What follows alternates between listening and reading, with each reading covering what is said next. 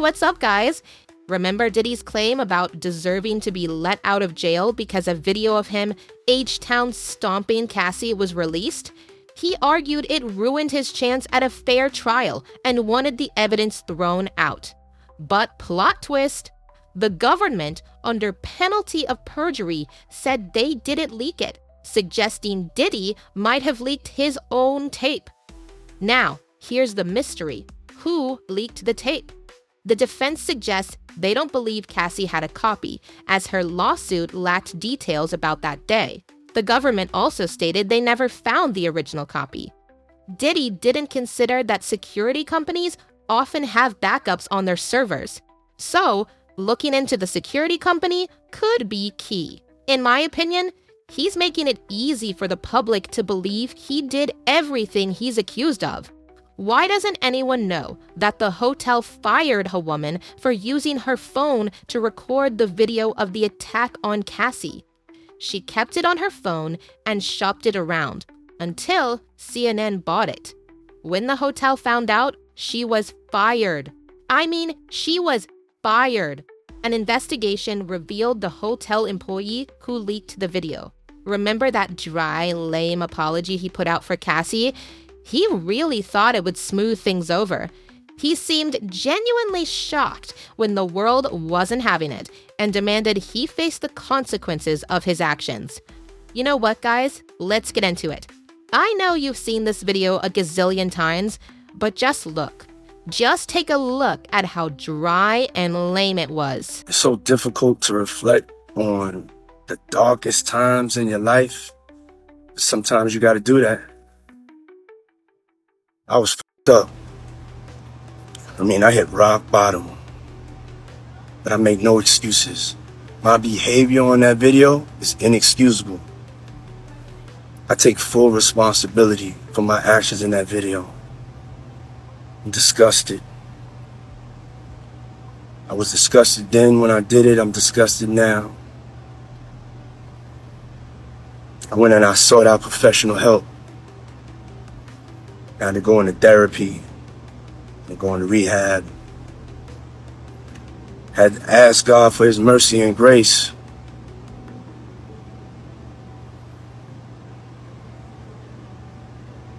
I'm so sorry. But I'm committed to be a better man each and every day. I'm not asking for forgiveness. I'm truly sorry.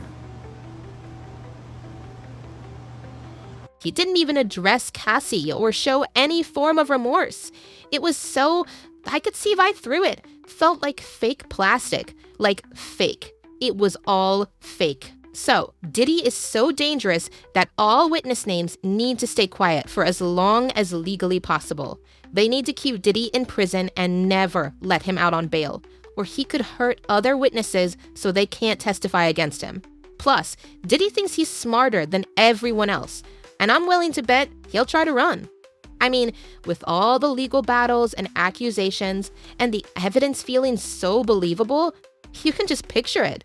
At this point, he has nothing to lose if he's out on bail and decides to run. If the world doesn't learn a valuable lesson from Diddy's story, I don't know what will. This is karma in action. A man who took so much from so many might end up broke and alone. The insecurities that kept his sons dependent on him are now biting him in the butt. Had he let them have real careers, they could have helped him financially. Could anyone destroy a good thing better than Diddy? I really doubt it. Whew. With all the evidence and accusations, it doesn't look good for him. Fainting, crying, saying he's not guilty, blah, blah, blah. In my opinion, seeing all these ladies and guys coming out and saying the same thing, he's guilty in my opinion. Anyway, y'all, on another note, we're diving into this wild interview where Courtney Burgess just dropped some serious bombshells. Vibewire fam.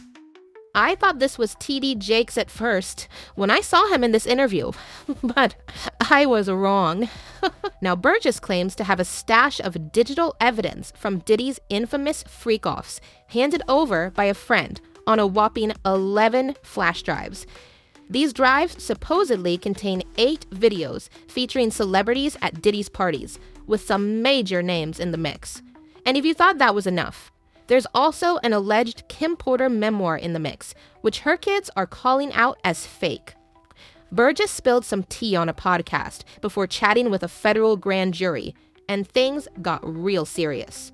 The authorities showed up with a subpoena, not a full-blown raid, but it was enough to get everyone talking.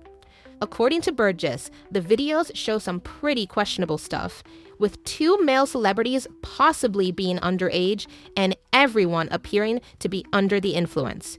And then there's that memoir. Burgess received it in complete form, but its origins are murky. Did it come from Kim Porter's private journals? Burgess says yes, but it all feels like a mystery wrapped in an enigma.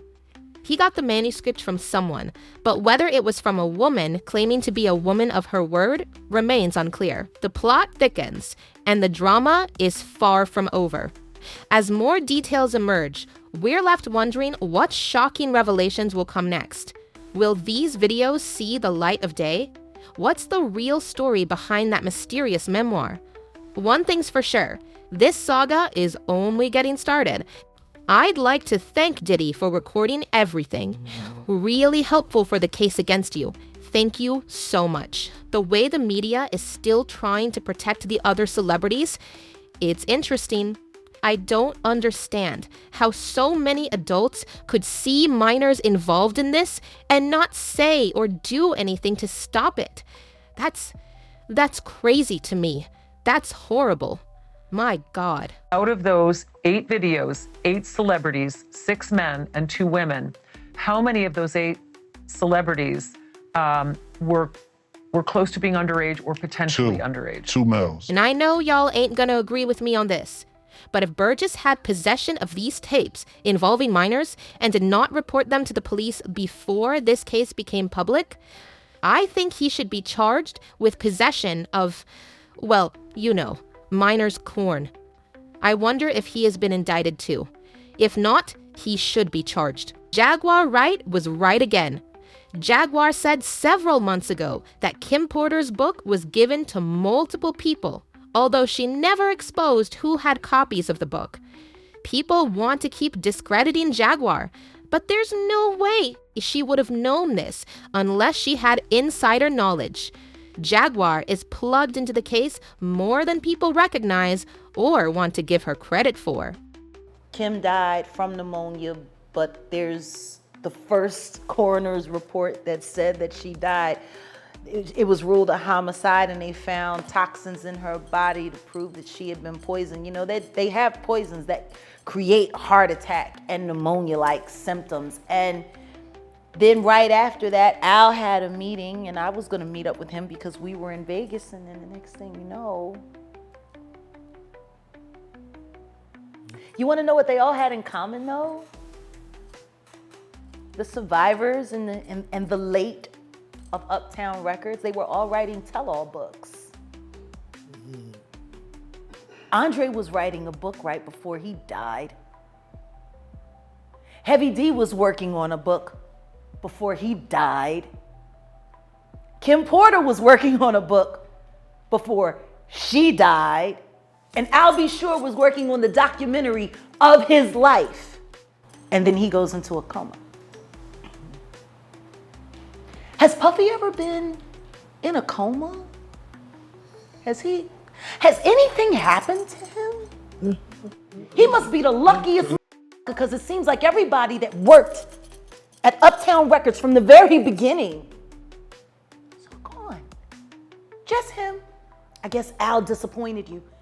You know, I speak for a reason. Diddy better get used to spending Christmas incarcerated. Who'd swap places now for some wealth? Who? Your true wealth is your freedom to choose. Now Diddy belongs to the US government indefinitely. And you know, it's horrific that he drugged the minors so he could have his way with them, and recorded it so he could revisit the incident and get all excited again. Sickening.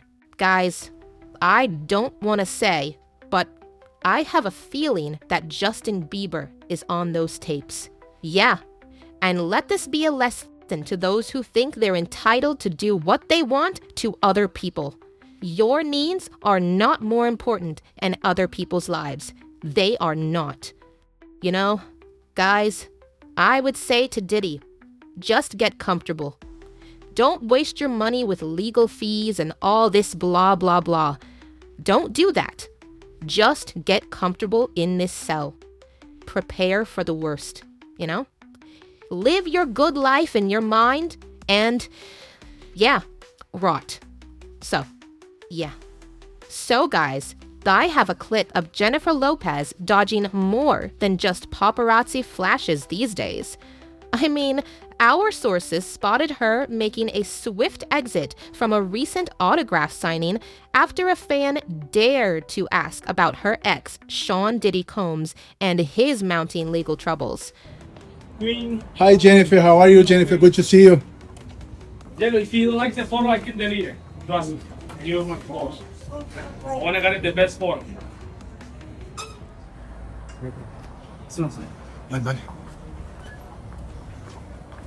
You look good, Jennifer.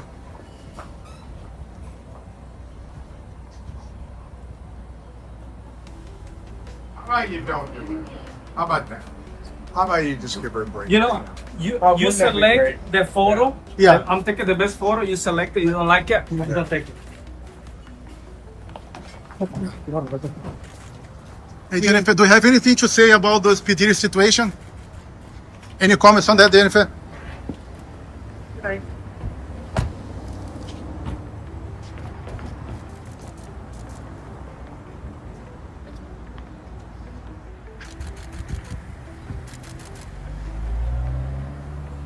For those who need a refresher, J-Lo and Diddy were the it couple from 1999 to 2001, turning heads and making headlines. But with Diddy now facing serious allegations, including trafficking and racketeering, it seems Jenny from the block isn't keen on revisiting those memories. At a recent film screening, when pressed about Diddy's situation, J-Lo remained tight-lipped, leaving reporters and fans in suspense. It's clear she's steering clear of any association with her former flame. But the plot thickens.